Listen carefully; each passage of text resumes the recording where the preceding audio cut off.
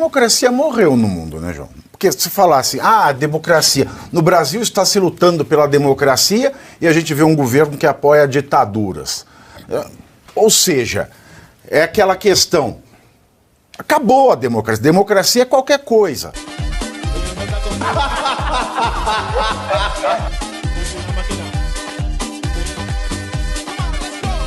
Vamos pegar um teco-teco, vamos pegar um primeiro avião com destino à felicidade? Não, com destino à desgraceira. Vamos pegar o primeiro avião com destino à Venezuela?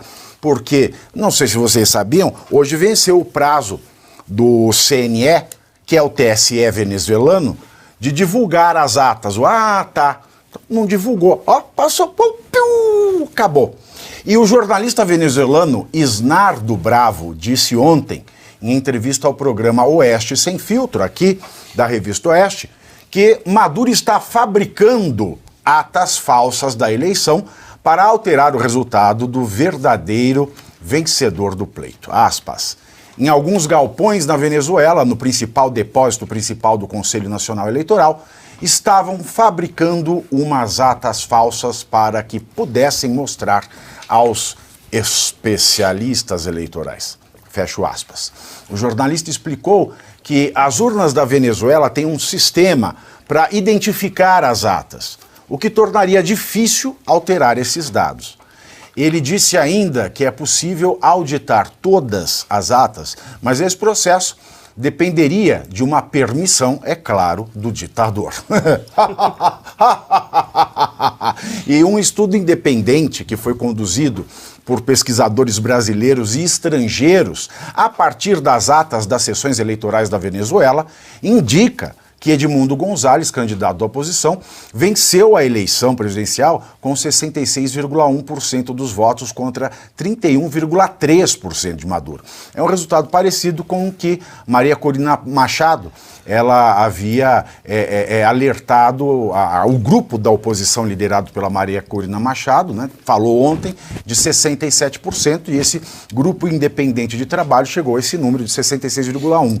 O trabalho foi feito a partir de 997 atas obtidas por voluntários venezuelanos que se mantêm anônimo, é claro, por questão de segurança.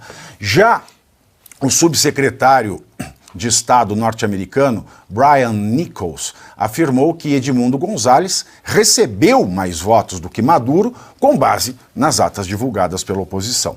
E o Brasil? E o Brasil? E o Brasil? Segundo o jornal O Globo, que é Biscoito Globo, vocês já foram na parada?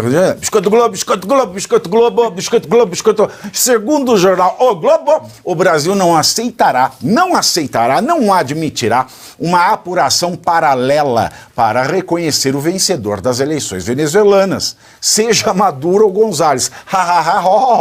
Né? Conta-me outra, governo brasileiro. O governo brasileiro quer a divulgação dos boletins de urna com a contagem detalhada dos votos. Nossa, você quer. E na noite de ontem, o governo brasileiro, ainda por cima, professor Suano, se absteve em uma votação na Organização dos Estados Americanos, a OEA, que pedia transparência no resultado das eleições na Venezuela e aumentava ainda mais a pressão internacional contra Maduro. Assim como o Brasil, a Colômbia também não votou. O texto final acabou não sendo aprovado. Lacrou, hein?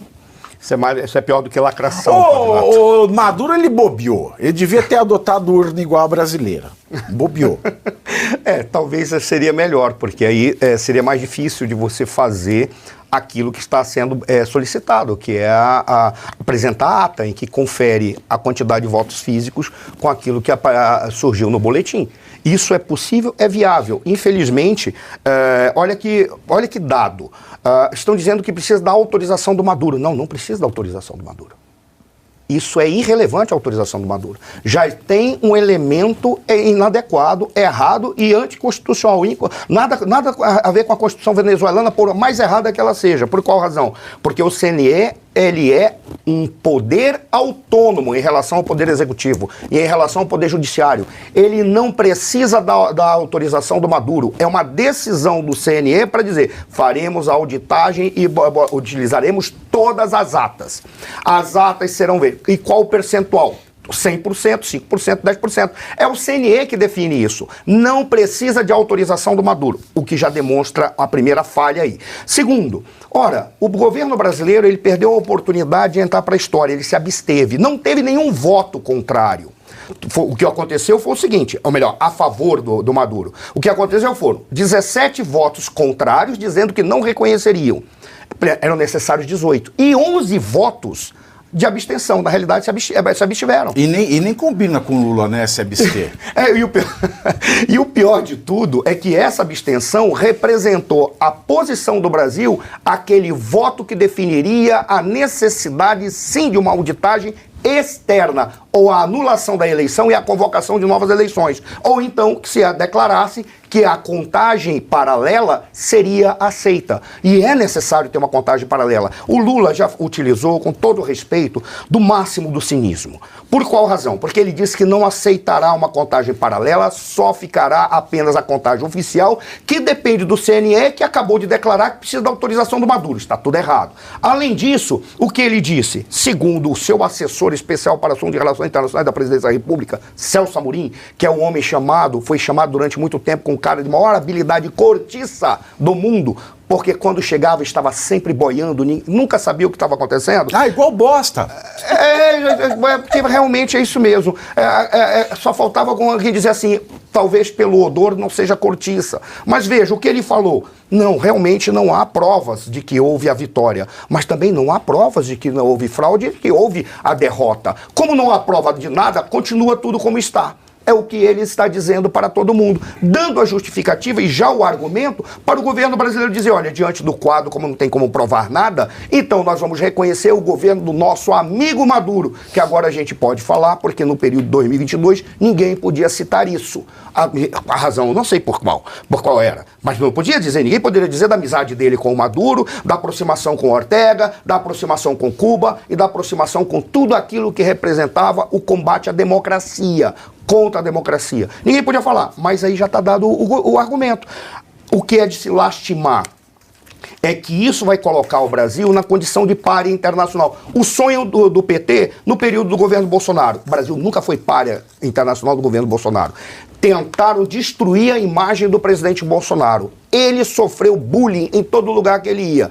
Agora, as decisões do governo brasileiro em relação à Ucrânia, em relação a Taiwan, em relação ao Hamas e em relação à Venezuela e a todas as ditaduras latino-americanas, está colocando o Brasil num eixo da escuridão, no eixo da sombra, no lado negativo. Aqueles que dizem, esses indivíduos são aqueles que não querem o avanço da história. Por isso que eu sou contra o uso do termo progressista. Eles representam o retrocesso à política como arte da violência e não como a arte do convencimento, a arte da convergência e a arte de buscar o melhor para a sociedade. A democracia morreu no mundo, né, João? Porque se falasse, a democracia, no Brasil está se lutando pela democracia e a gente vê um governo que apoia ditaduras.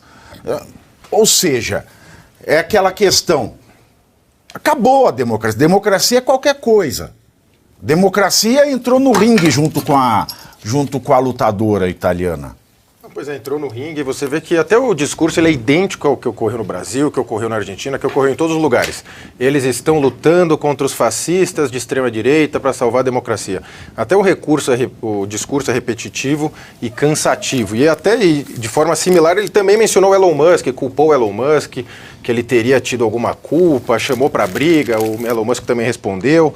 Aí ficou esse discurso tosco. E como o professor mencionou, o Celso Amorim, ao que me parece, ele está lá até hoje. A eleição foi no fim de semana, e ele está lá até hoje fazendo o quê, o Celso Amorim? Ele não fala nada, ele foi lá o quê? Chancelar a fraude? Porque assim, o mundo inteiro, os países civilizados, com governos civilizados, né, estão apontando a fraude. E o Celso Amorim está lá.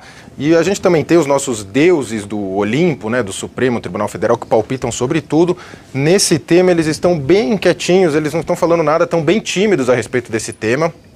A gente só teve somente o Barroso, se não me engano, ontem só mencionou que seria impossível acontecer qualquer tipo de fraude no Brasil, né? Afirmando categoricamente que seria impossível, que é uma coisa bem estranha no mínimo. E aí fica essa questão também mencionada pelo professor do tal do pária internacional. Era uma facilidade para falar que o Brasil era um pária internacional, o que é uma tremenda de uma mentira, mas se falava que no governo Bolsonaro o Brasil era um pária internacional. Chegou até um blogueiro de extrema esquerda do PSUOL, né, do UOL, fazer uma matéria, o Chad, Jamil Chad, falar que os embaixadores... Chad não era daquela novela da Glória Pérez, que tinha Chad?